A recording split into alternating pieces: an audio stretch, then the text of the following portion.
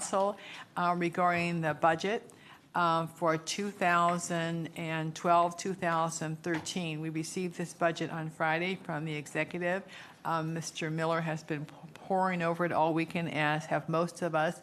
And so we will start our hearings. And because Mr. Miller is chairman of the Finance Committee, I am going to turn the gavel over to him, and we will proceed. But we need to call the roll. Mr. Brady? Present. Mr. Germana? Here. Mr. Gallagher? Here. Mr. Schron? Here. Ms. Conwell? Here. Mr. Jones? Here. Mr. Rogers? Here. Ms. Simon? She's there. Mr. Greenspan? Here. Mr. Miller? Present. Ms. Conley? Here. There is a quorum. All right, and I have turned the gavel over to Mr. Miller. Thank you very much, and welcome to the first hearing on Cuyahoga County's first biennial budget for the years 2012 to 13. The first question to the clerk is whether anybody has signed in for public comment related to the agenda. Mr. Chair, no one has signed in. Okay, then we move on to the main matter at hand, which is resolution number 2011-0291. The clerk will please read the resolution. Resolution number 2011-0291, a resolution adopting the 2012-2013 biennial operating budget and capital improvements program and declaring the necessity that this resolution become immediately effective. Okay, thank you very much. I would now like to call Director Steen and Director Rubino forward to make the initial presentation. And in your initial remarks, what I'd like to do to start is to have you offer us some comments on how the budget book is put together, and to give us any instruction or advice to us as to how we can best use and understand the material that's printed there. And also one of the things that we have scheduled is kind of a tutorial on the chargeback system, so that we get an understanding of how that works. So what I'd like to do is to take those two components for starters, and then see if we have any questions, and then we'll after that move on to the detailed presentation of what's actually presented in the budget. Okay.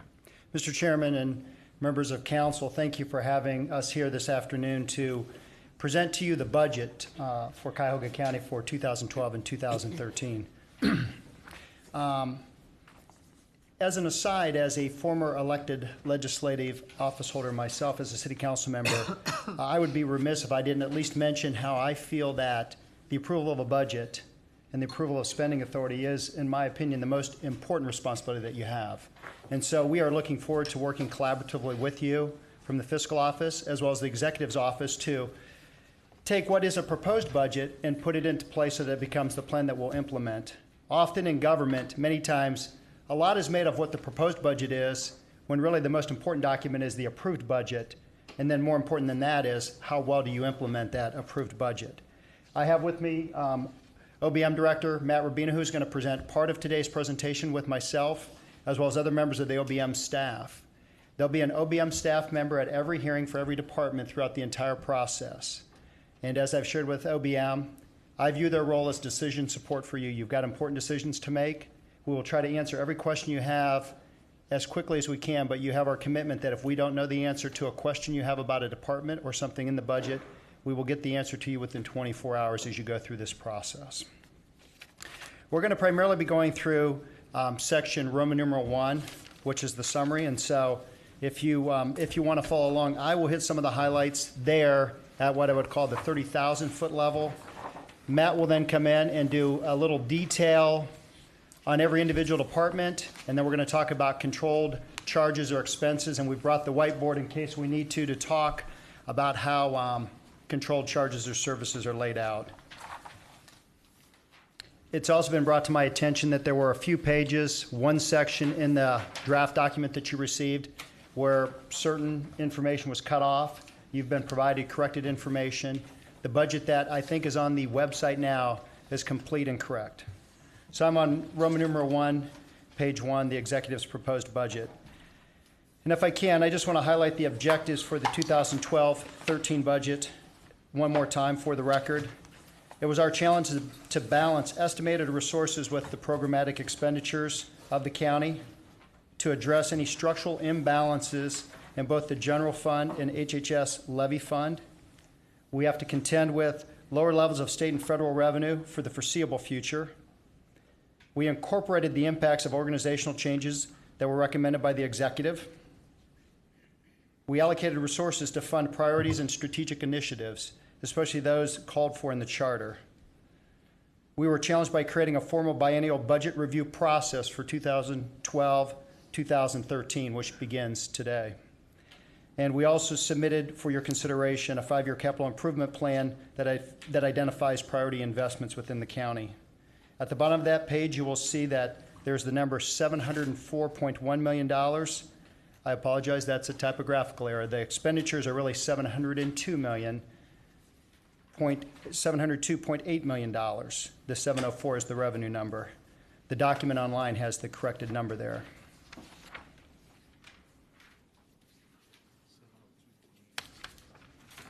$702.8 is the combined general fund spend over the next 2 years. If you go to page 3, we talk about revenue reductions and state budget cuts, and I think in line with the chairman's opening comments, he wanted to know about anticipated revenues and challenges in revenue reductions. You'll see that the county's general fund base revenues decreased over $46 million or 12.6% since pre-recessionary levels. If you drop down a little bit further, you'll see there are state revenue cuts that will total more than $71 million in 2012-2013. $33.5 million in the general fund, $38.4 million in the HHS levy fund. In 2008, sales tax and property tax collections accounted for 54% of general fund total revenues. By 2011, what we're projecting that to be is 60%. We're becoming more reliant on our 2 largest revenue sources, sales tax and property tax. When we talk about spending, if you look down lower on the page, in 2010, the ongoing general fund expenditures were at $296.3 million. That now stands at $287.2 million. You won't find that number because what we've done is we've factored out one-time expenses. We wanted to say, where were we in 2010? Where will we be in 2012 if you factor out things like MedMart and other one-time expenses? And you can see there is a reduction in spending. Agency budgets under the direction of the county executive have decreased spending $6.6 million or 4.7% in 2012 compared with that same operational group in 2010. Staffing levels, and this has been mentioned many times down toward the bottom of the page. There'll be a budgetary savings of approximately $12 million related to the reductions of almost 300 employees that have been achieved through layoffs and resignations in county executive agencies. Those would be the agencies under the direction of the county executive. When you go to page I-4, we talk about efficiencies gained through this new organizational structure that the voters of Cuyahoga County put in place. And one good example is if you go to about the middle of the paragraph, it says the alignment of the county's fiscal operation into a unified management structure alone will result in savings of approximately $5.5 million.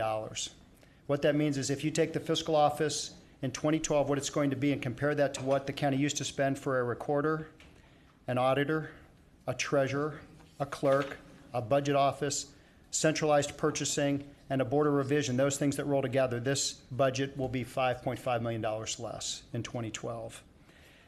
Part of that will be realized by additional layoffs that are going to occur in the fiscal office. I think it's been well documented that there will be at least one more round of layoffs in the fiscal office before the fiscal year end. Later on, we talk about maintaining adequate reserves. The budget we put before you does include using reserve dollars for certain initiatives, economic development, early childhood, and education, but the proposed plan still adheres to the existing policy of maintaining a general fund reserve at 25% of operating expenditures. And that's critical because one of the hopes, and we're going to talk about economic development in the $100 million loan fund, one of the hopes that I have, and one of the things I shared during my confirmation hearing, is that sometime in 2012, summer to late summer, the county is able to go out to have its rating improved, or at least be re-rated by Standard & Poor's, Moody's, and Fitch. And it's our hope that we get a AAA bond rating, which would mean overall savings to the county because we could refinance much of our debt, but we would need to maintain adequate reserves to do that. I mentioned the Economic Development Loan Fund. The $100 million loan fund, as it's laid out in this budget, we've devoted $8 million right now in reserves. We've set those aside. That's the annual debt service on a $100 million bond offering. The way we're really going to put the $100 million Economic Development Loan Fund in place is with a short-term note or some kind of short-term borrowing at the end of this year, because it doesn't make sense to go get $100 million in December of 2011 if you can't use $100 million. You're just paying interest on money that's sitting there. So a note of 10 to 25 million makes the most sense, a short-term note. As they start to utilize those funds, another note in the early part of 2012, to the point that sometime in mid to late 2012 you can bond out the whole $100 million, and then the annual debt service on that $100 million fund would be $8 million. So we already have the debt service set aside, even though our plan is to stagger that in over the next 12 months. If you go to page I-6, I'll talk about the budget parameters. And at a high level, salary and fringe benefits are based upon current or projected 2012 employment levels. I'll use the fiscal office as an example. We know what the number of employees will be at the end of the fiscal year, at least anticipate what it'll be after reductions. That's the number that's carried forward into 2012 and 2013. There are no salary increases in any department except for those areas where there's a contract that calls for a certain amount of increase. If there's already a negotiated increase, that was built into this budget. Everyone else's compensation is flat. There's no increases built into this budget. And all of the employee numbers that we use to build the base budget for every department are what's anticipated at the end of 2011 going into 2012 and 2013. There's no furlough days built into this budget. As far as fringe benefits, we anticipate a savings due to our new healthcare plan. But right now we've budgeted the 2012 and 2013 healthcare costs flat from 2011. We're still waiting on rates from the insurer, and then at that point, we will incorporate those into the budget. But I want to share that we're self-insured, so any savings, if you think about it, departments are charged for insurance, and departments pay into the self-insurance fund, as do employees. There's a self-insurance fund pot of money. That pot of money then pays claims. So that pot of money's balance goes up and down. So the idea that we're going to save money on our insurance rates this year, automatically equating into more money to spend, is not entirely accurate. It just means that the balance in that fund may go up or down, and it'll allow us to charge our employees and the government less in the future for insurance, if that makes sense. So we are going to realize a savings based upon the work of Director Hara, but that has not been built into this budget yet, so that will be coming once we get final rates. We've included a 2% inflationary parameter to most contracts and other expenses. We based revenue estimates on trends.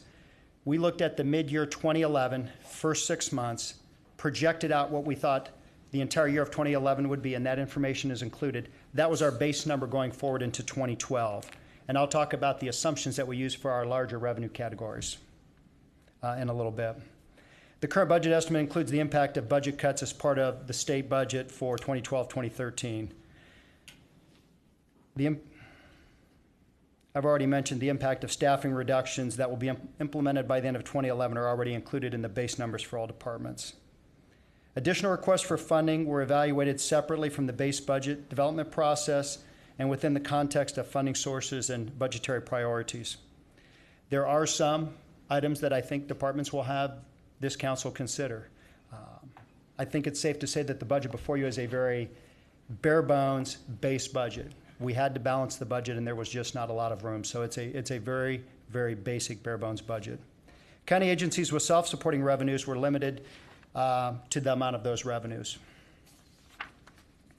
I won't go through page 7. This is the chart that the county executive went through last Tuesday evening.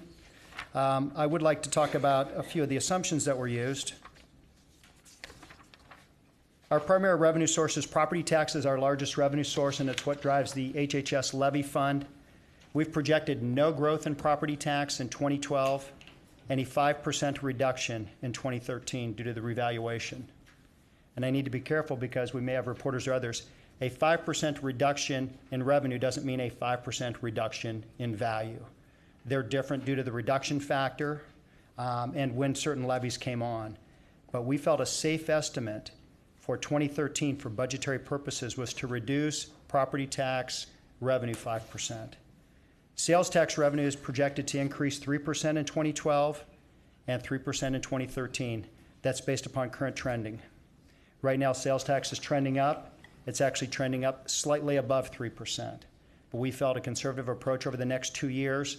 Again, wanting to err on the side of conservatism was a 3% growth rate in sales tax over the next 2 years in 12 and 13. The other large revenue category, intergovernmental revenues, are revenue from the state.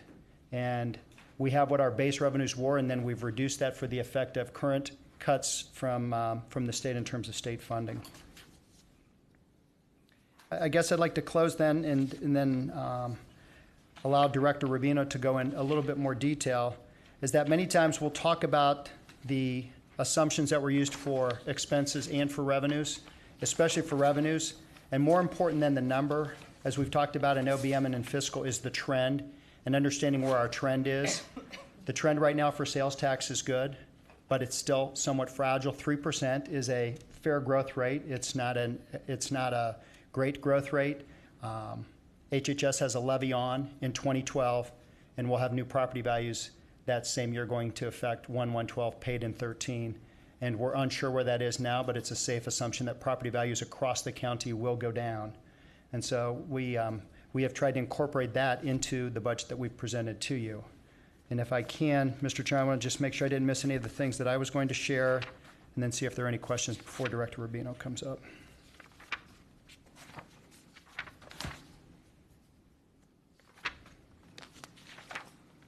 No, I think I've touched upon everything that I wanted to before Director Rubino goes into detail on the departments and also on the chargebacks.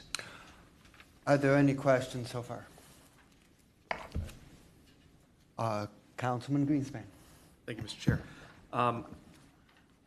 So just so I understand the overall parameters, the budget itself is not balanced by operating revenue. It's balanced because we're dipping into the reserves, correct?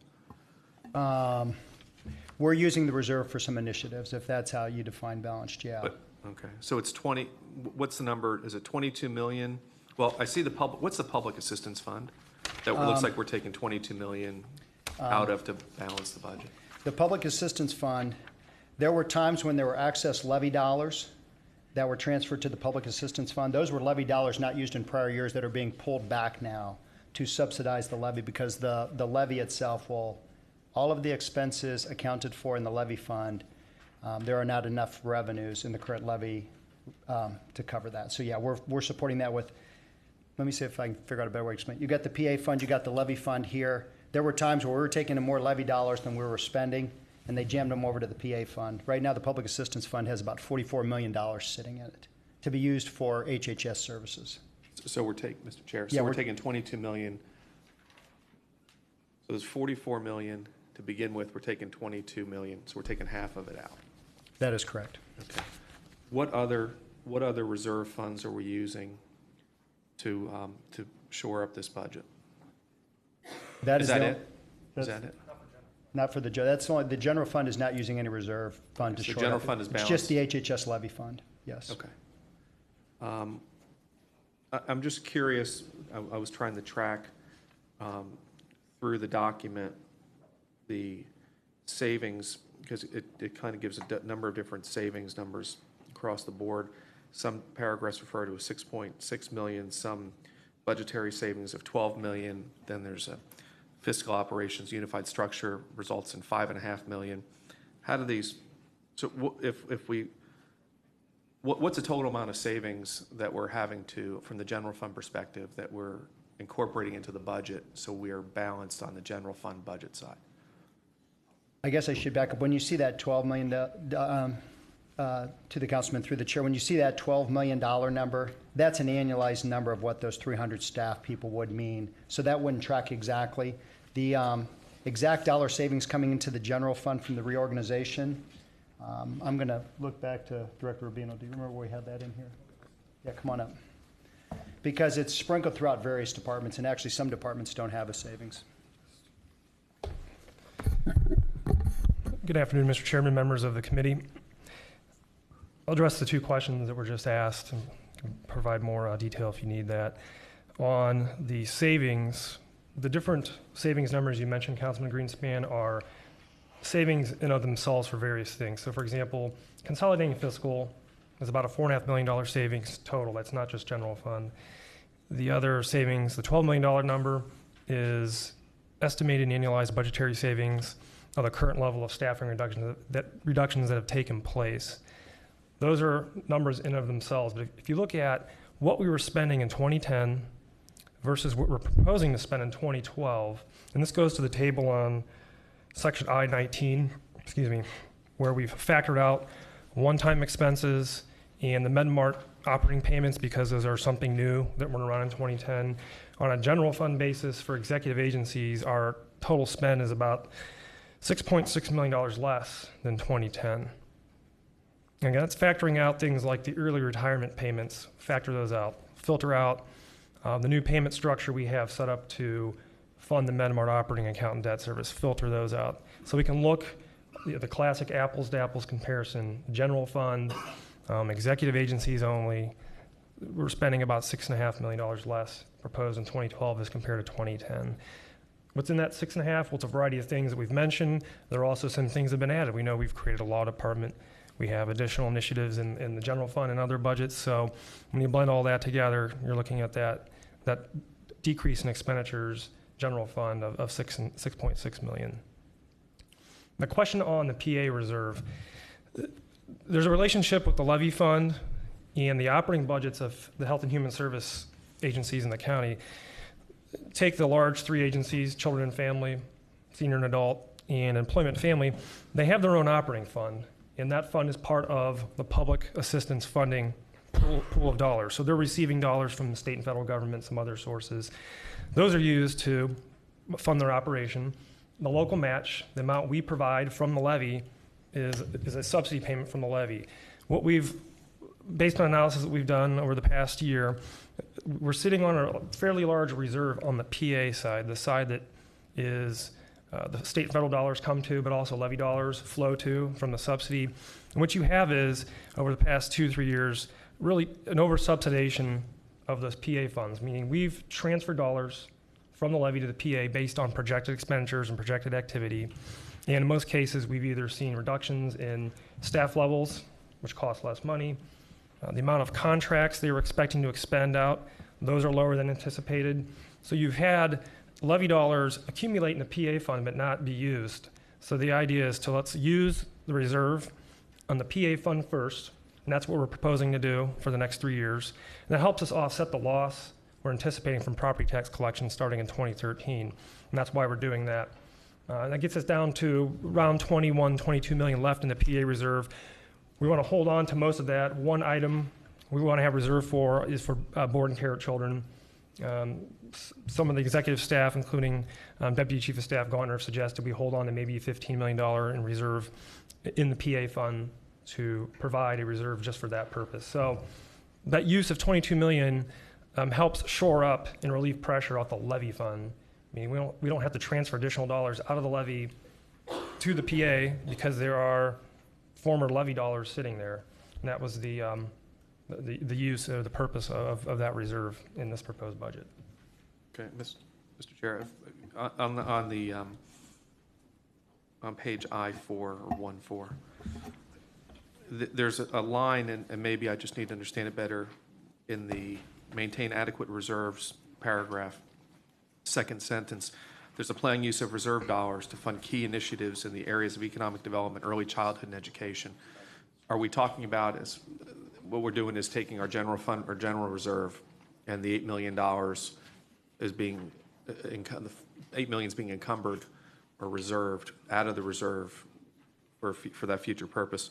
Early childhood, is that would come out of the which reserve fund, and what funds are we talking about reserving, and for what programs? And the same thing, is that early childhood and education, or is it early childhood, education? Mr. Chairman, the council member, that's for all of the potential investments and strategic initiatives. We are setting aside right now general fund dollars. The final funding determination and level of funding those programs is something that we'll be working on through this budget process. But for now, we've left a reservation on general fund balance to accommodate what we know are the strategic investments and priority investments that are going to be made in the next biennium. Excuse me, Mr. Chair, what are they? The economic development, I'm assuming, is the 8 million. What's Economic the development, the further round of investment in Invest in Children. There, as you know, the charter has a mandate for providing funding of education and scholarships. So those are the big. In the community policing is already in the operating budget for the sheriff, but those are the other major pending or coming strategic initiatives that we wanted to set aside dollars to show that we're setting aside funding for those programs. So, Mr. Chair, so we're talking about 8 million for the $100 million fund, 6 million in scholarships. I'm just trying to get a handle of what's encumbered in the reserve from this budget, because we can't go below 25%. I just want to make sure, I'm sure you run the numbers, we're not going to, but I think this committee would like to know how much is encumbered as a result of this budget. I count 14 million so far, but I don't have early childhood numbers. To the council member through the chair, it's 15 million. It'd be 8 million that is set aside, and it's not being spent. It's reserved for economic development. If we do a note issuance of $25 million on December 15th, we would never use the $8 million. $6 million is for the scholarship program that's to be established by council, so we set that aside to have available for council as they move forward with their scholarship program. And then the $1 million. As Director Rubino said, $1 million has already been committed this year, so it's built into the base budget for community policing. That's $16 million total. So it's 8, 6, and 1 in the reservation. Mr. Chair, when you reserve the 15 million out of the reserve, when you encumber that, how much is left? How much is unencumbered in the reserve? Mr. Chairman and the council member, if you go to, I'll just take you to the budget schedule, actually. If you go to schedule, second page after schedule 1, that'd be section 2, I think page 2 of the book. If you look at the bottom, we have all of the reserves. Under 2011 current projection. I'm sorry, could you give me a page number, please? I think it's section 2, page 2.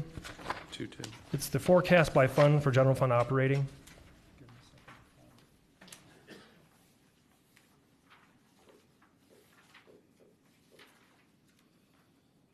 And Mr. Chair, where's the million? I see the 8 and the 6 million. Where's the million? 1 million is already in the sheriff operating budget for the community policing that was implemented this year. There's been an initial round of investment in Invest in Children. There's going to be further investment in the UPK program at early childhood, and that will, I think, be something that's presented during the council hearing process. Okay. And if you look at, Mr. Chairman, if you look at the bottom, total available ending balance, that is the available general fund dollars after these reservations are taken into account. We're projecting to end 2012 with a ending unreserved balance, meaning factoring out all of our revenue expenses, netting out our reservations on balance of 110.7 million, which is 31% balance to expenditure ratio. So we still exceed that 20 to 25% threshold, even when we take those reserves into account. The idea is going into 2012, once we have established how we're going to fund these programs, how they're going to operate, what the timing is of expending those dollars, you will see the reserve numbers decrease and the expenditure dollars will increase. So we move from reserve to appropriated funds to cover the establishment of these programs. But for now, since we're not at the final design and implementation of those programs, we at least want to set aside reserve dollars in the general fund to accommodate what we know are coming in the way of strategic initiatives. And we reflect that in that report. And it's also mentioned in the narrative when we talk about fund balance and some of the other areas. Mr. Chair, question. Yes. You don't carry the economic development or I'll call it the scholarship fund, the 8 and 6 million out into 2012, 13, and 14. When you do, you will drop below the 25%. Is there a reason? Was it the expectation that the operating revenue would cover those two numbers in the outgoing years?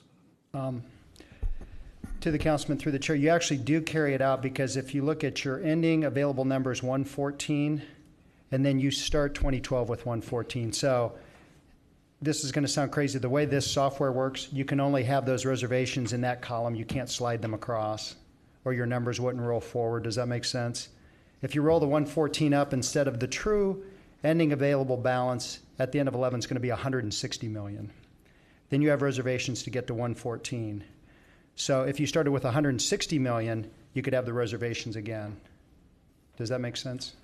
I'll take a look. I know at you're it. accountants. Yeah, I'll take a look at that. I'm sure there's a program issue there. I'd like to chime in here for a minute. Councilman Greenspan's actually, he's asking a very good question. The question is, I mean, let's just take the economic development. The 8 million is for annual debt service. And if that's the case, it would seem that the 8 million would need to be subtracted each year starting in 2011 or starting in 2012. You only have it reserved once. The question, and presumably what you have reserved in 2011 might not be used till 2012. But then the question is, once you get to 2013 and once you get to 2014, will that 8 million be expended again in each of those years? And if so, where does it show? The 8 million is a good example, Mr. Chairman. So take the 8 million, the top number, but we issue notes, so we don't spend 8 million. We get note revenue. So the real ending number is not 114 now. It goes up $8 million. It's 122. So now go to the top of 12 and start with 8 million more, because we didn't spend 8 million. We've just merely placed it as a placeholder so that we would have it in place. The same scenario with the $6 million in scholarship money. When the council decides how to set up a scholarship program, we'll move the money up and have it there to spend. But at this point, those numbers on the bottom, nothing's been spent. They're merely just placeholders. It's 160 million is the total available balance. If we allocated all those and spent all those immediately, you'd be down to 114. Does that make sense? We're going to need further work on this, but we're not going to do it now. Mr. Greenspan, do you have more questions? I do. So just so I understand, this budget contemplates $6 million for scholarship, I presume the council scholarship program, correct? To the councilman through the chair, to actually, however much the council wants to spend. I guess we've made known that there's 6 million available if that's what the council wants to spend. It's really however much you all appropriate, and we'll move that up then once you decide. Okay, and Mr. Chair, and this is separate. This is the only county scholarship program, correct? It's the only scholarship program in the budget, and it's the funding has been appropriated for council's charter mandated scholarship program. To the councilman through the chair, that is correct. Okay, very good. Mr. Chair, the reserve of the Economic Development Fund, $8 million, obviously that whole program has not even been vetted through council yet, but we're going to reserve the funds with the expectation the program will be approved. If not, the appropriation then frees up the reserve, correct? That is, to the councilman through the chair, that is correct, yes. Okay, very good. I have no other questions. Councilwoman Conwell. Through the chair to Mr. Steen, just going back to, I believe, 1.6, page 16, you stated no increase in salaries for any staff with the exception of possibly union employees in 2012 and 2013. My question would be, will there be any more hirings of staff? And if so, are the proposed salaries set aside in this budget somewhere? To the councilman through the chair, when we worked with the individual departments, they were to provide for us what they anticipated their staffing to be as of the end of 11, how many people and how many different locations and salaries, and we spread that out. So you may have a department that's going to add someone and reduce 2 people. What this contemplated was whatever their staffing numbers were going to be at the end of the year, projecting that out. So I don't know if I answered that directly. So basically, there is money set aside if there needs to be some additional hiring of staff. That's what I'm taking. Yeah, if you have a department that to the councilman through the chair, if you have a department that comes in and says we still want to add 1 part-time person to do administrative tasks, we would build that into that base budget because that's what they anticipated. They don't have them yet, but they'll have them at the end of 11. So yes, I guess that would have been included in the base budget. Mr. Chairman and the council member, just to clarify, a lot of what 2012 and 13 are based on are mid-year projections for 2011 going into 2012. So what you have are staff are leaving, or they're already approved positions that have not been filled that are approved and in the budget. The dollars would be there. There are no additional dollars set aside for future hires of new positions and new programs. It's really status quo when it comes to staffing levels. So even if you take the area of human services, there are over 100 vacancies that haven't been filled. We're only funding those to the level that they are at currently or projected to be by the end of 2011. We're not providing X percent to fill or catch up with additional vacancies that are empty right now. That's what's in this proposed budget.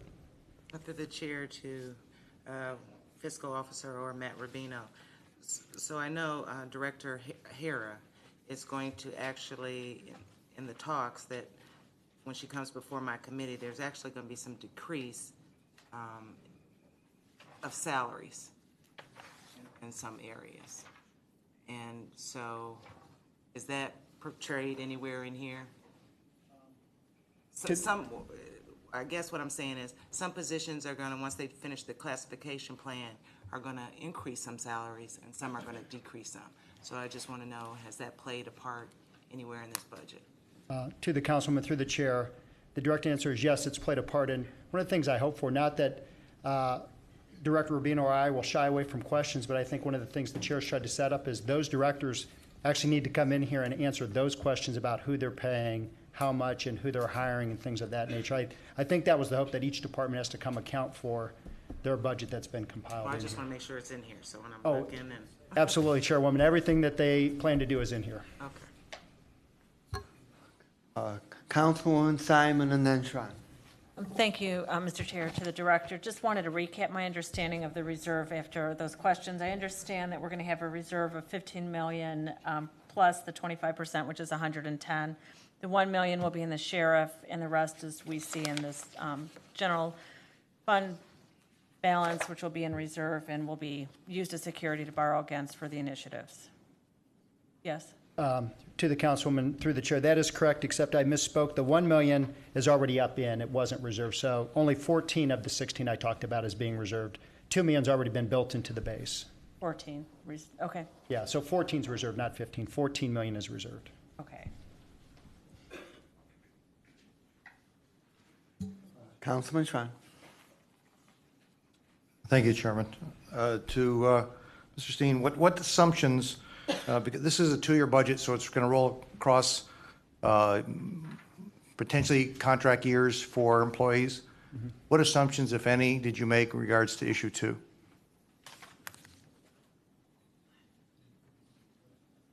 Mr. Chairman and the council member, we have not built in any assumptions from issue 2. We're waiting to see the impact of the election and how that will affect our personnel costs. So what we're using are projections based on things remaining unchanged. We have built flat costs for healthcare.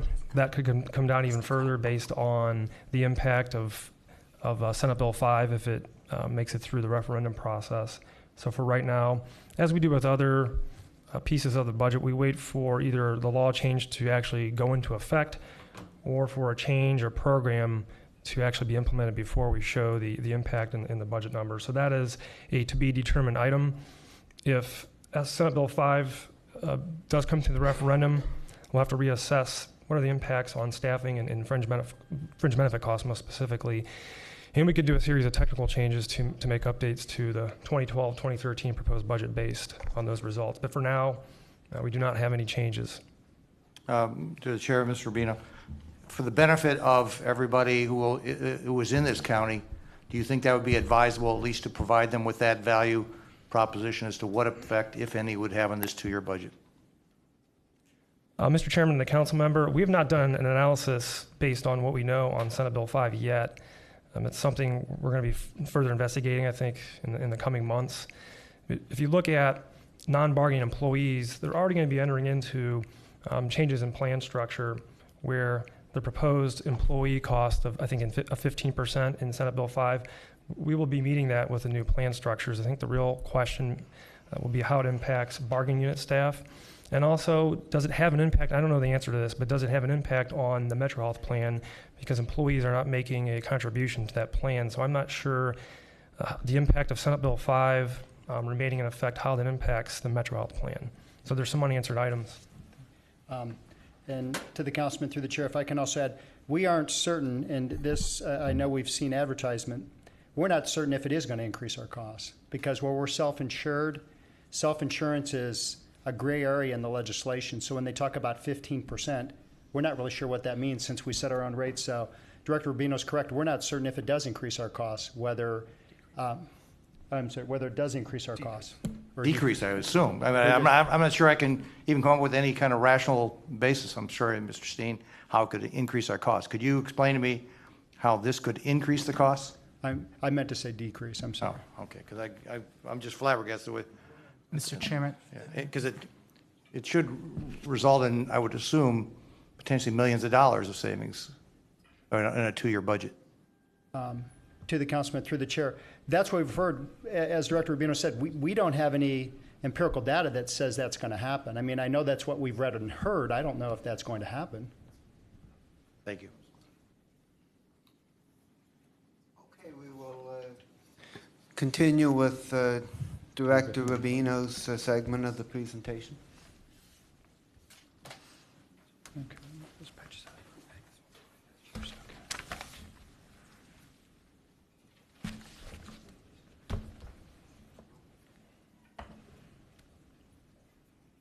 Mr. Chairman, Yes. if I may just very quickly on SB 5.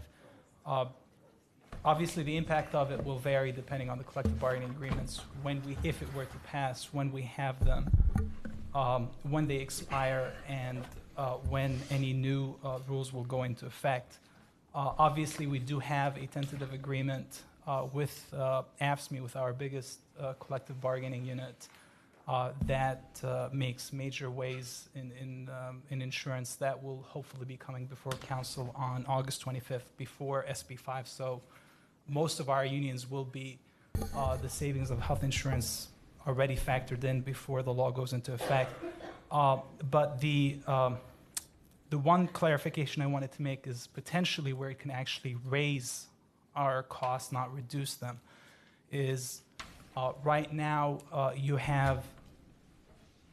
we have an incentive built in where it costs us a lot less for our employees to be in the Metro plan, because it costs us significantly more for employees to be in Medical Mutual and to be in United. And one thing that the county does is we pretty much subsidize the Metro plan to make it possible for our employees to be in that plan that is much more advantageous to the county. If Senate Bill 5 goes into effect and we are mandated to charge our employees 15% to be in the Metro plan, that could potentially drive some of our employees into the more costly plans and end up raising our health care costs, not reducing them. So that is a possibility out there. I'm sorry, to the chair, I have to challenge the law director, because I asked that very specific question to the HR department, and they did not have any calculation as far as what changes up or down as a result of that program. So for us to go off on that direction on the high side, it's not fair. And I'm not making any, the only thing I wanted to clarify, Mr. Chairman, is that is a possibility out there. I don't know the numbers, I don't know the specific impact, but that is a potential impact of SB 5. That's just clarifying the record. Okay, let's get back to the budget. Mr. Rubino. Thank you, Mr. Chairman. If I could maybe just provide a few more comments on revenue assumptions, just to provide some additional color. I'll start with sales tax. It's been very interesting this year with sales tax, if there's such a thing when you're talking about revenue. But right now we're trending 6% over last year. Now, we expected to see some growth. We had, back in October of last year, thought 2% average growth would be a safe number. It would show some increase in economic activity or impact of inflation. What we've seen over the past 6 months is a steady trend upward to where sub-months it's hovering 8 or 9% increase over the previous year. Now, these are cash basis only. They're not adjusted for inflation. But even when you take into account the average 12-month average for inflation adjusted dollars. We're still above last year, which is, it's encouraging. The question becomes, what is the certainty of that trend? Will we continue to see growth 2012, 2013? What are potential multiplier impact of having the MedMart, the construction jobs in town right now? If more people are coming to downtown for the casino or the other projects that are underway, is there a multiplier? Right now, it seems to be we have more than just inflationary pressure driving up sales tax. There are other factors at play. It's very hard, and we're not really equipped to divine what those exact increases are from. But one thing is for certain is that we are seeing a 6% trend above last year. So for 2012, 2013, we're really making the assumption that that level of growth will be cut in half, and we'll see 3% rates of growth, or average rates of growth for 2012 and 13 during the biennium, which leaves us with maybe 2% is related to inflation and 1% of economic growth in there. And again, as we normally do, we'll continue to assess the revenue assumption for sales tax as we get more and more monthly data and check with our peers. We talked to RTA and some of our peer counties. Some of them do more quantitative look at sales tax, and some go with a gut feeling or try to be conservative and just say it's going to be flat for the next 3 years, which to me is not very realistic. I think we should make some form of estimate when it comes to sales tax, because it's a large revenue source, and its proportion of county general fund revenue has been increasing because the other sources have declined, in particular the state revenue. Property tax, few items in play when it comes to general fund and property tax collection. We are showing the impact of a 5% drop in assessed valuation beginning in 2013. The other key thing to remember with property tax when it comes to general fund, we are sharing the collections from the 1.45 inside millage with the debt service fund. So you'll notice if you look at the general fund only for property tax, it dropped more than 5% in 13 and 14, and that's we're simply allocating the dollars out of that property tax to debt service first. Whatever's left over is set aside for general fund operations. So that's the other driver of that property tax revenue coming down in the future years. It's not just the 5% anticipated loss in property values. And we do have a plan, which we'll talk about more tomorrow, I think, in the fiscal office presentation.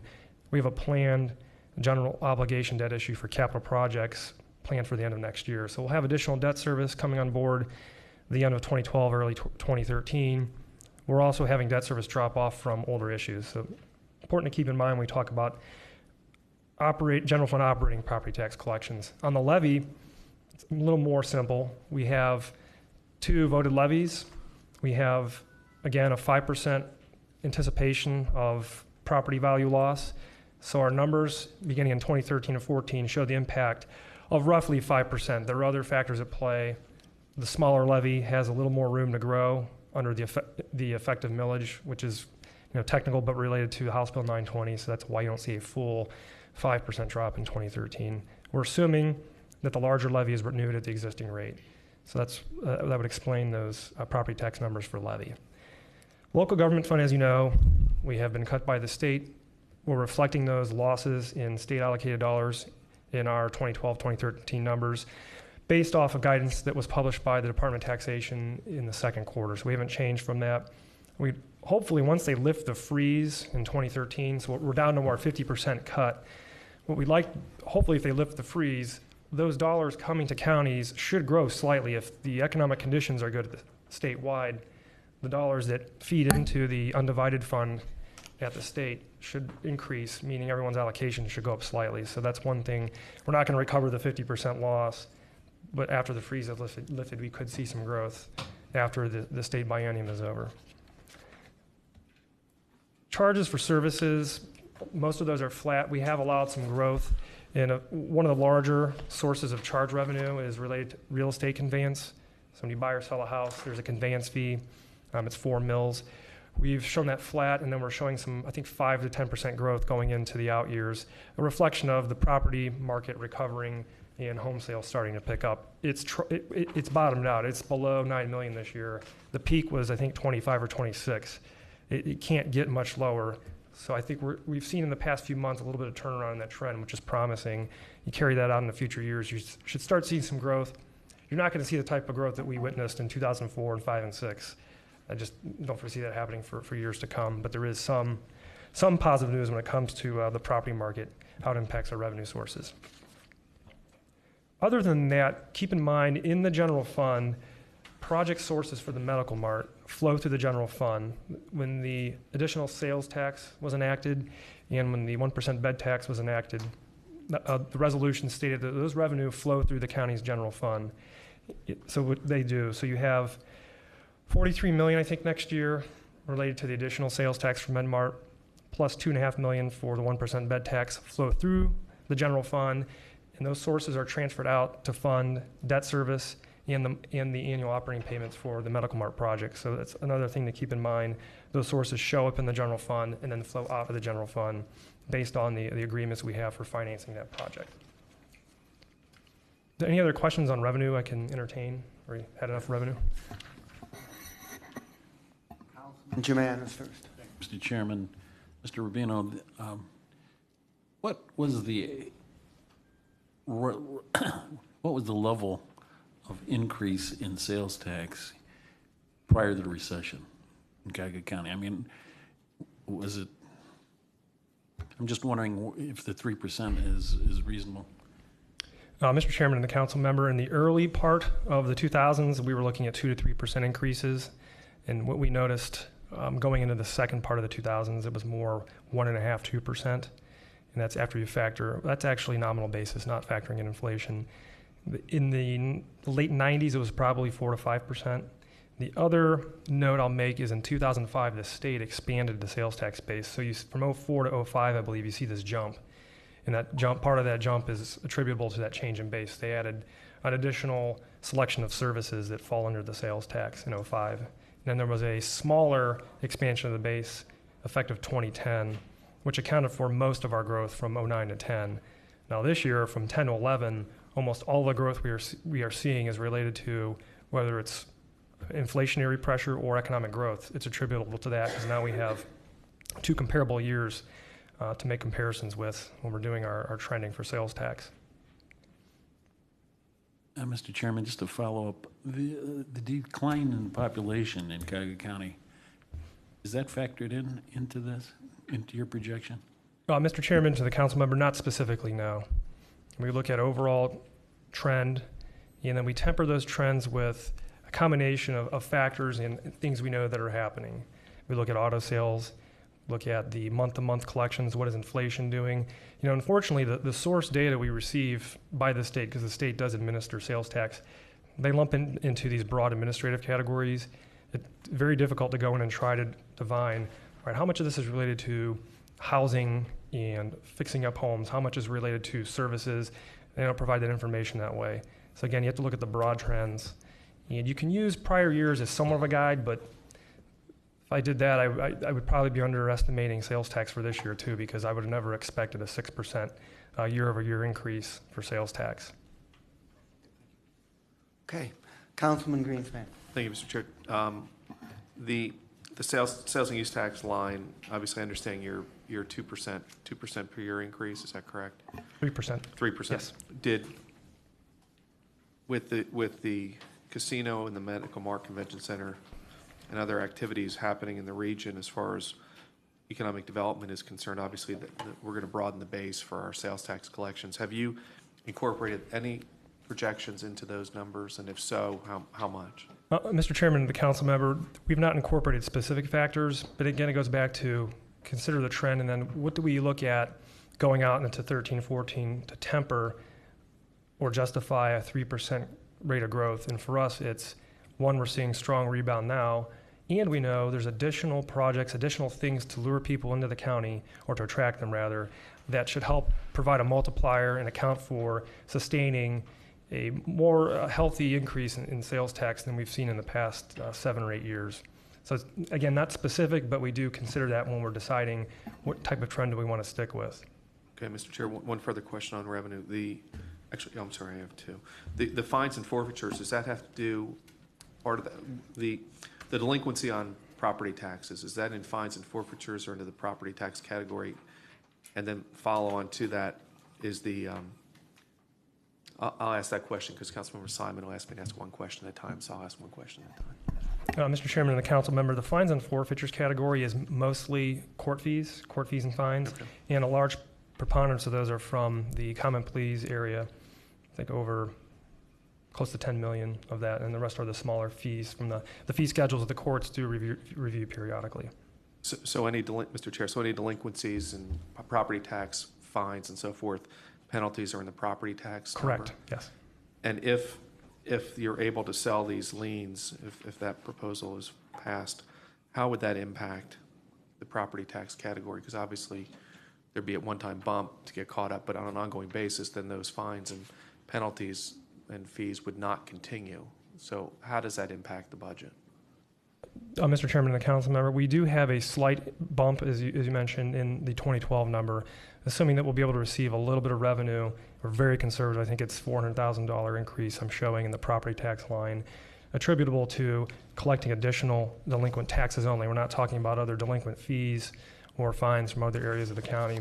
We wanted to at least show some benefit of being able to go out and potentially bring in some additional revenue from delinquent tax collection. We don't carry it out into the future years. We're only showing a very small benefit right now. In 2012, we have more information. We'll make adjustments to our revenue assumptions for that component. And then the last question on revenue, under miscellaneous, there's a 40% or so decline.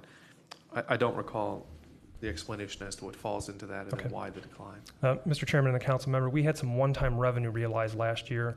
We had over $2 million in restitution payments related to the federal corruption probe of the county.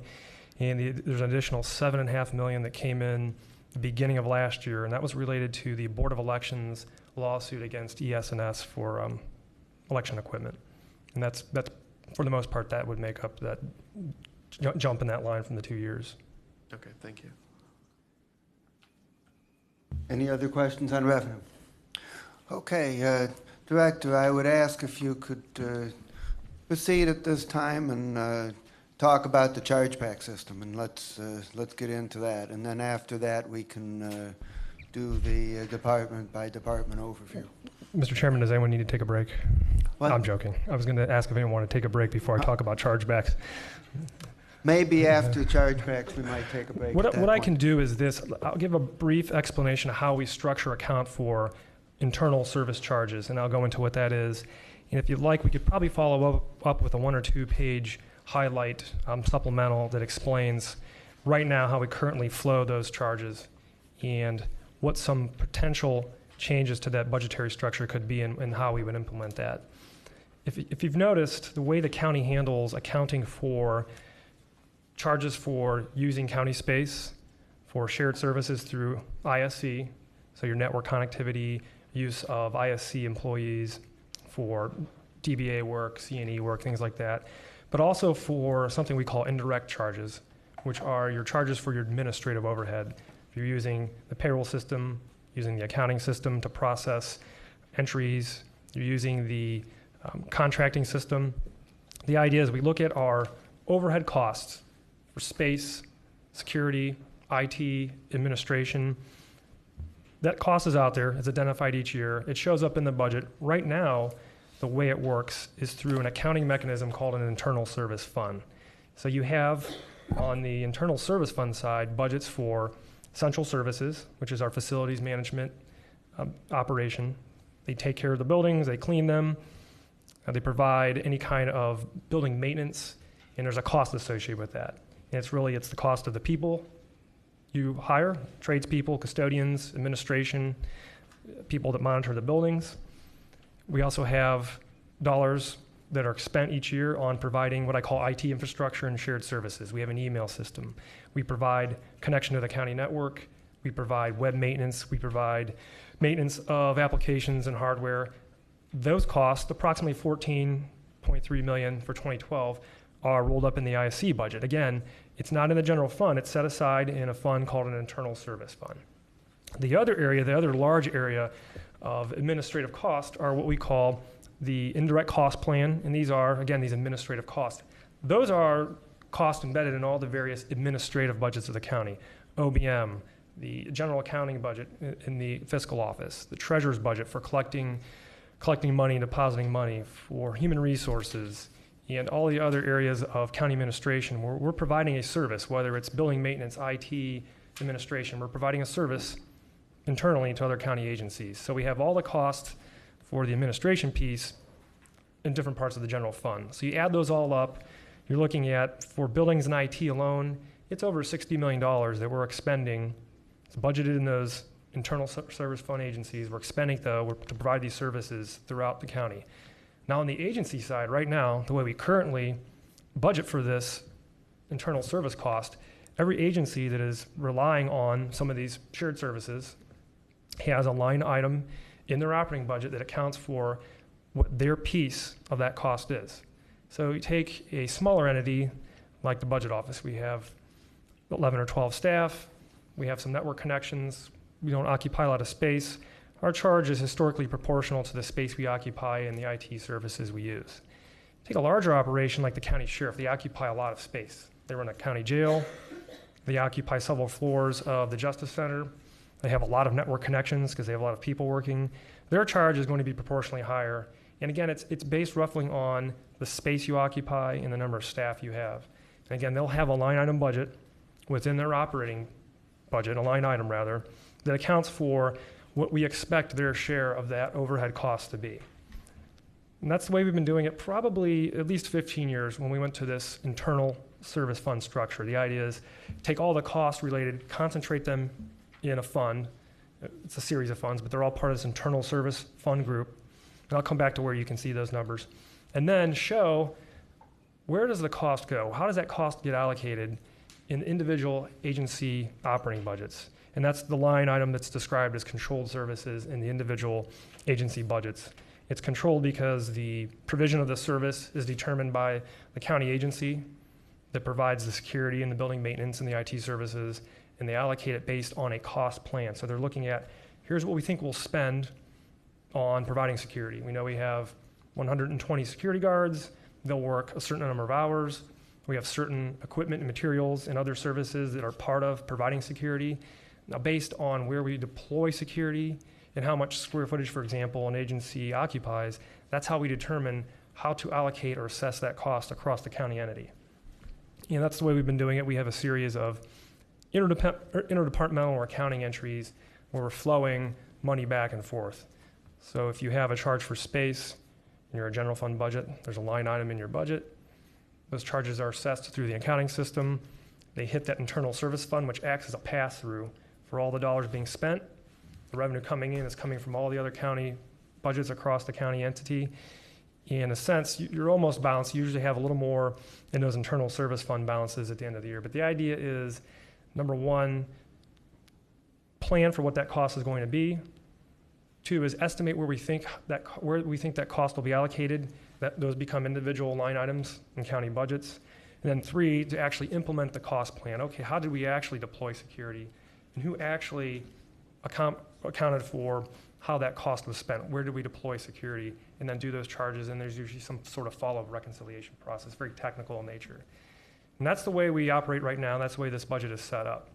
Now, there's also an initiative to look at, which we have been doing over the past year, yet why don't we take a look at how our other peer counties and cities do indirect costs? And when I say indirect costs now, I'll refer to all 3 or 4 broad areas: buildings, security, IT, and administrative services.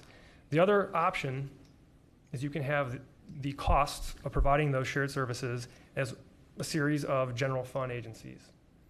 So you would have that 62 million would be moved over to the general fund. So now you've increased general fund expenditures by 62 million.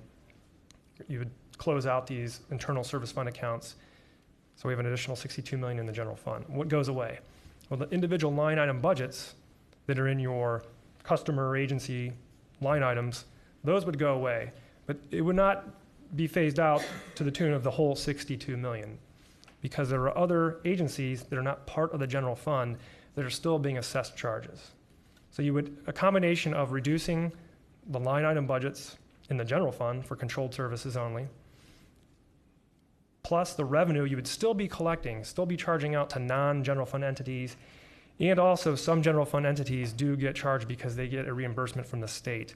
So the combination of eliminating the line item budgets for controlled throughout the county operating budget, and the revenue you would still be receiving through interfund transfers should net out to that $62 million, that cost you moved over to the general fund.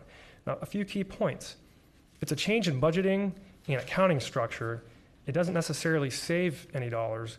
What really saves money is doing the services more efficiently, or using less people or less material to accomplish the objectives of whatever that shared service is. And that's where the real benefit becomes. Now, if reconfiguring to go to this traditional general fund structure for internal service budgets is the direction we'll be heading, it does provide some transparency, because most of those expenses that are being incurred for security, building maintenance, and IT are out of the general fund. It's between 65 and 70% are actually being charged out to the general fund.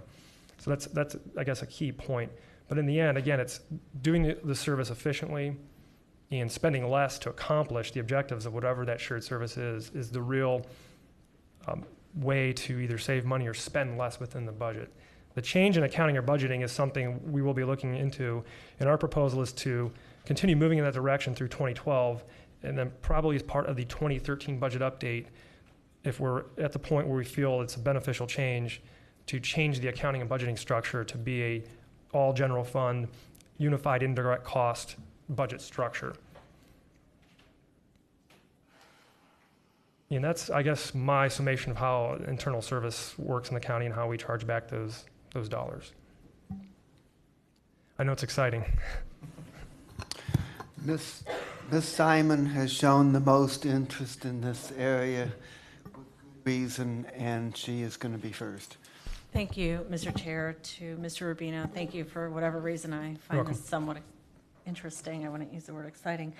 But what's the value? I understand the value of having these control service lines for the departments which will receive some reimbursement from a third-party source, typically the state, I suppose.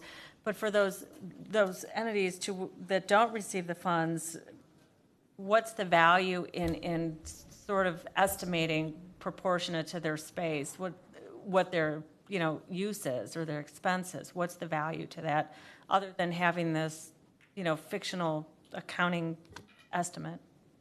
Mr. Chairman and the council member, there's two things I can think of right now. One is with the internal service fund setup, what you have is some transparency in the way the costs are allocated across the county, because it's hard-coded into that budget. So if you have essential services, building maintenance budget, it stands aside from the general fund, and you're seeing the actual true cost allocated out to all agencies, including general fund. So you do gain that transparency. Now, if you decided to move away from having an internal service fund and show everything in the general fund and not charge general fund agencies, you can, but you still have to prepare an allocation plan to show, general fund or not, how did we expend the dollars and where were the costs attributable to?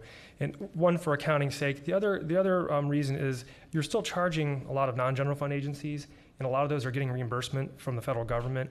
And it's very important to demonstrate countywide, not just for the agencies you're charging, where were the costs across the county. There's certain federal guidelines we have to meet.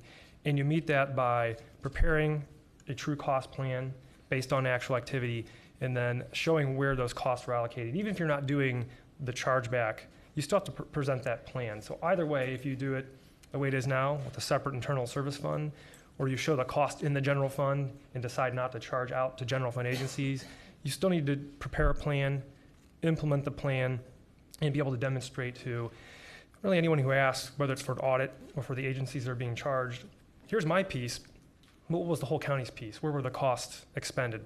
And there are two ways to do that. You can certainly stick with the internal service method, or you can migrate to a general fund system and do an indirect cost plan. But the two things that don't change are still have to have a cost plan in place to demonstrate how you allocated the cost, and you still have the efficiency and cost factor does not go away regardless of how you budget for those. And to your point, it does require additional accounting work. If we're charging or processing entries for every county agency, general fund or not, yeah, there is additional work to do that. The more important piece probably is if you decide to shift, or we decide to shift to a general fund budget structure, the most important piece is how do you implement those services and how secure and well implemented is the actual allocation plan in the end. And, to the councilman, through the chair, if I can add on, because it was my decision to maintain the current chargeback structure this year. The biggest reason is, in terms of federal funding, federal reimbursement, this current system has integrity. And so if we change systems, we want to make sure it's not going to jeopardize any kind of federal funding that we would get in those funds.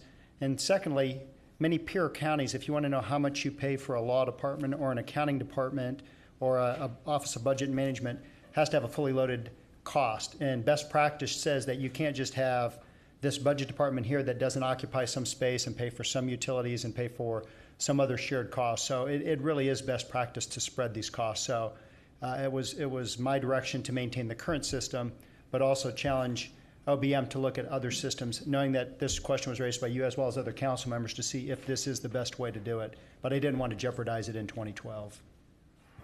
Just one more quick question. Thank you. I mean, I'm not an accountant, so I just wondered if the value. My question, for example, this room, the Justice Center, how do we allocate this? We estimate just our space here, and then that will be thrown into a line item onto our council budget then for this council chamber?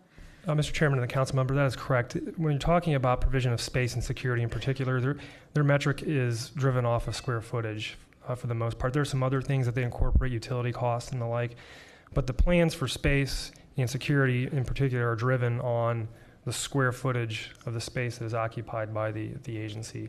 And we take a look at that proportion of the total expense, and we use that to develop the dollars attributable to that component of the line item. So, Mr. Chair, just to follow up with the security that sits in here as well, so that we get a chunk of that out of the sheriff's budget from our council and other departments that utilize. Mr. Chairman, sheriff's- yes, that is Yeah. correct. Okay. Yes. Councilman Brady. Thank you, Mr. Chairman. Just a quick question, because I certainly don't have a dog in this fight, but is there any sense of whether one system would be more cost-effective than another? Mr. Chairman and the council member, I think in the long term, if we migrate to the more traditional flavor of allocating the cost, there's probably less work if you're not preparing journal entries for every single county entity. So I think there's gains possibly in productivity. My chief concern would be to make sure before we unwind the current system is that we've accounted for all the changes that need to be made, that it's revenue neutral to the general fund. Because remember, we're going to shift 60 plus million over to the general fund. We're going to decrease approximately 70% of that cost in general fund budgets. We're also going to maintain that reimbursement chain to the non-general fund agencies to bring that revenue, additional revenue, over to the general fund. So it's a consolidation within the general fund. Again, the more critical pieces are continue to implement the existing plans correctly, account for them correctly, and make sure that we're making this change revenue neutral. I think the productivity gains would be the main benefit, and also not losing sight of being able to determine, if someone asked, for agency XYZ, can you tell me or demonstrate how much they spent on IT, administrative overhead, space, and security? To be able to maintain that ability to report out would be the main concerns to preserve. Just a quick follow-up, then. Think that this might be worth taking another look at 2 years from now? Mr. Chairman and the council member, I think we had planned on reviewing it this year and then perhaps being ready to migrate to a new accounting structure as part of the 2013 update process. Thank you. I have two follow-up questions on Councilman Brady's line. The first is setting aside the cost of the cost accounting that you need regardless. Do you have any idea of what the cost is for the additional journal entries to send this money back and forth in the current system? Mr. Chairman, no, I wouldn't be able to express it in terms of dollars. I think it's more of a productivity or an opportunity cost. You're doing less of entries for this process. You have more time to do other things, review other things. I think it has a more simplistic and unified approach. Again, as long as you're maintaining those key components that I mentioned earlier, I think that the real benefit is in productivity and potentially in reporting too, if you're able to make some improvements on how you report that. And the problem is when you have it set up as an internal service fund, it's a strong accounting mechanism, and it works great, but it tends to lend itself to people doubting whether or not it's real dollars because it's interfund transfers, interdepartmental transfers, and it certainly doesn't carry the heft of a true operating expense, something you're paying for a contract or for staff directly out of a line item budget. Mr. Director, the $60 million in shared services is a large number. And to my mind, the biggest question is whether either accounting system would be better in terms of providing incentives, transparency, or other tools needed to more effectively manage and reduce the cost of those shared services. And my question is whether you think either system has an advantage in that regard or whether you think it's equal. Mr. Chairman, I think if you migrate to general fund, that may be it's probably taken a little more seriously if people know or understand, first and foremost, these are now general fund expenditures. If someone, whether it's someone looking at a county budget from the outside or someone new to the process, and they see we have all these expenses, but they're in these other non-general fund groupings called internal service funds, what does that mean? Whereas if we had a budget called general administration or administrative services in the general fund, it becomes more front and center, just like other general fund expenses do. So I think that's the one benefit. It's change in accounting structure, almost a change in branding, if you will, if the expenses are in the actual general fund and not pulled out into a separate group of funds. It's interesting to note that even though we create this separate classification, the dollars there, by and large, are mostly general fund dollars. They're just not branded that way in the current accounting system. Councilman Greenspan. Thank you, Mr. Chair. Benjamina. I understand the allocation. I think I overheard you doing the allocations by square footage. Is that how your cost divided by square foot? Mr. Chairman and the council member, for the space and security related items, yes.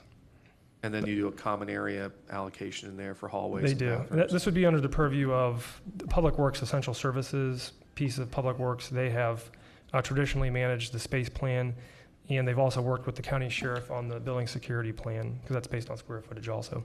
Thank you, Mr. Chair. Is each facility, so do you take the 60 million in its total and divide it out, or does each facility, like the administration building has one overhead burden rate, the Justice Center has another? Mr. Chairman, the building rates, they do vary by building based on the expense of the building. The older buildings obviously would cost more per square foot. And there are other items, utilities, and other things that are being fed into that cost per square foot. When you're looking at something like IT, which is part of that 60 million, it's not based on square footage, it's based on how many network connections do you have, what type of equipment do you have, what role do the ISC technical staff or on an hours basis provide you support, whether it's for a database or an application or hardware, that all gets wrapped up. So you really have right now there are four major cost plans that determine the flow of that $60+ million. There's the buildings, the security, the IT services, and the administrative overhead that are wrapped up in that number. Yeah, the reason, Mr. Chair, the reason this kind of came to a head a couple weeks ago was when we saw the Inspector General allocation come through.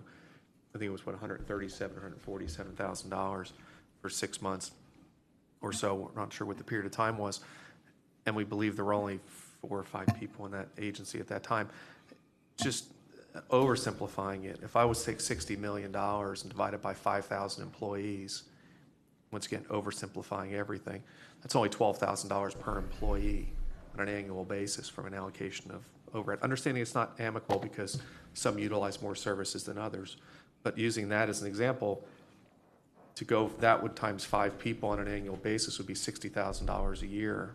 6 months would be $30,000. So that's where kind of this issues come up, is how do we really justify $137,000 if you do and I've done analysis and I've done financial statements both ways. I just don't see how, with an average cost of $12,000 on a per person basis versus square footage, we can even get the IG number up to anything over $100,000 on an annual basis. Mr. Chairman, with 5 people. Right, to the council member, we used an office of comparable size, staff and square footage to arrive at that number. I mean, it's still an estimate. It'll most likely be slightly lower than we requested in the operating budget line item for the Inspector General, but for those purposes, we looked at an office of occupying comparable space, regardless of number of employees, and we used that as a proxy for now. And we're going to be taking another look at the internal service costs. And we have technical changes for the 2012-2013 budget based on what we see the expenses coming in at in 2011. Yeah, I mean, Mr. Chairman, we understand some costs are sunk. Obviously, utilities, more, well, to a large degree, overhead, rent or a mortgage or no mortgage if we own the facility outright. And then the variable costs of the telephone charges and connectivity charges. But still, we need to look closely at a different allocation model. In the end, it's all one bucket anyhow, so theoretically it doesn't matter. But to understand comparable costs and to allocate cost, so if we were to, as an example, what would it cost us to rent space instead of own space? I mean, that it may be cost prohibitive for us to be in the facilities we're in if our numbers are more than $18 or $20 a square foot. If downtown's rents are anywhere between $12,000 and $15,000. I mean, it gives us a cost for, reason for analysis, but the IG is an example. I don't even know how much square footage her agency has, but at $300,000 a year, I'm sure for 5 people, we can find outside space a lot less expensive and be better custodians of taxpayer dollars by having her be in an office downtown instead of in a county-owned facility. It's just, there's more of a comment there than a response needed. Okay. Councilman Giovanna. Any other questions about Chargeback 101? 102 will be later. That was very helpful. Thank We you. appreciate that. And if there's Mr. Chairman? Yes. This does bring up another question, since Councilman Greenspan brought this idea of 5%. Can we get what the allocation was and how you came up with that figure for the Inspector General? So then we'd have maybe a clearer understanding. Mr. Chairman, we provided that last month. We can provide it again. Okay. Okay. I'll have to look at it. Okay, well, we have 2 major things remaining on our program this afternoon. And one is that the director is going to go through the tables on 2-2 and 3 kind of line by line and just give us an overview of each department and agency. The second, which is kind of related and maybe can be done at the same time, is that we have about 10 different items, municipal court cost, Bureau of Inspection, workers' compensation, things like that, where we didn't feel it necessary to hold a separate departmental hearing on them. I sit all day. But we thought that the director could just explain to us a little bit about what they are and what the projected cost is and whether there's any significant changes. And then if we need to, then we could call them in separately. But before we get into those areas, if there's no objection, I'd like to take about a 15-minute break, and we can regroup a little bit. Hearing none, we're adjourned. Recess. Recessed. I've got NPR coming in from Chicago for an interview. I'll be here, should be close to 9 o'clock. Okay. NPR coming in to talk about wind turbines. I had a speaking engagement with the Business Advisory, about 45 people advised.